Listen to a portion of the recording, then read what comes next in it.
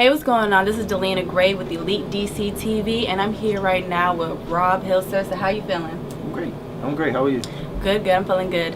So I just have to say that you are very inspirational to the generation today, and I feel like you are the true definition of you can't give any excuses to not excel or succeed in life. So how do you wrap your mind around that you are that type of person? Damn. No, you really are. I don't think I ever aimed to be like an inspiration. You know, I think I was somebody who got it wrong a lot, and I was trying to do better. You know, and in doing better, I was given a position to where I had a platform that I can speak to people. You know, and in doing that, you know, I guess you become inspirational. But that wasn't really my aim. I was just like, I got this shit wrong a lot. You know, and it's a lot of people watching me, but I would rather them see a good mode of what it is to do right, or even be a redemption story. You know, somebody who's like, all right, he was there, and now he's here. You know, that's really my goal, was just to improve my life with me and my son. Yeah, so I understand that at age of 17, you were homelessness. So how was that? Like, how did that turn out to be for your mom putting you out, or? I think that it taught me a lot about decisions, you know, our choices. I always like to tell people, like, we're one choice away from a completely different life, and I made a lot of choices that led my parents to, you know, I forced their hand, and you know, from sleeping in the back of my car to my boy's room, I slept in his dorm sometime. Like, I was bouncing around a lot, you know, but in doing so, I learned a lot about myself, and I also learned probably the most valuable thing is anybody gonna come pull you up. You know, you got to get stronger on your own, and you got to, you know, put yourself in a better position, you know, and it starts with how you treat people, how you treat yourself, how you look at life. So, you know, it taught me a lot. So what made you want to go into the Navy? All right, my son was born January 19th, 2008, and he had some fluid in the front of his head, and his head was growing like a football almost before. You know, it's supposed to go like a basketball, it was going like a football. And when we got it checked out, it was like craniosynostosis. He didn't have like a fourth quadrant in the back of his head, basically. Really? Yeah, and I found out that the Navy would pay for it, and they would send me back home. I would be stationed in either Norfolk or Virginia Beach. So once I did that, they told me in April, I think he was 4 months.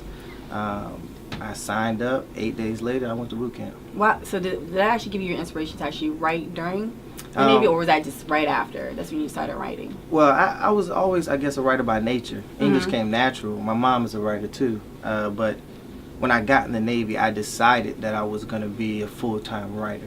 You know, of course, I had my duties there, but it was like, I started this series called Thoughts for the Day. And basically, every day by 9 a.m., I had to have 10 lines out. And I started with a small email list, like 22 people. And over 3 years, it grew to about 3,000. Oh, wow. And then I got on social media and stuff like that. But it really was, that's where I honed my craft. That's when I actually committed to it. And like I said, I did it every day for 3 years straight. And writing ain't easy, you know.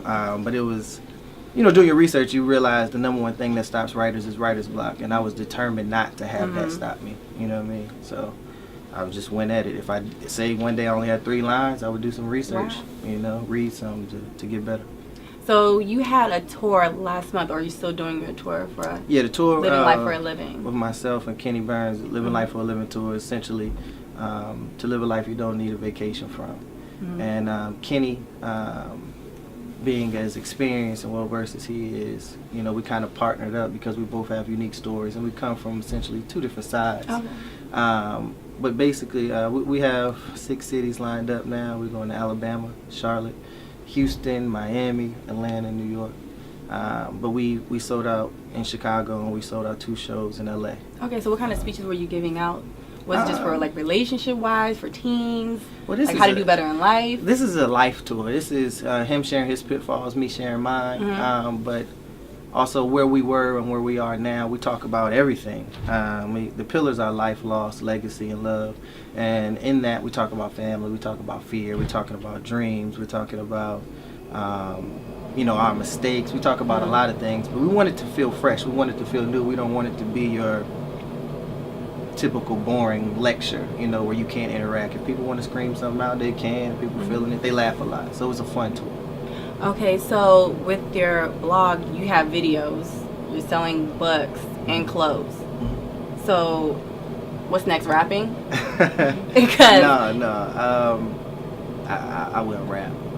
Well, you might catch me try to rap a little. Nah, I'm playing. Trying to spit something? No, I try to do. I try to branch out. I feel like as an artist or as a writer, I can do a lot of things. So I'm working on screenplays, movies. I try to dabble in a couple songs. As a writer, I feel like every platform needs some type of reality TV, the movies, to whatever.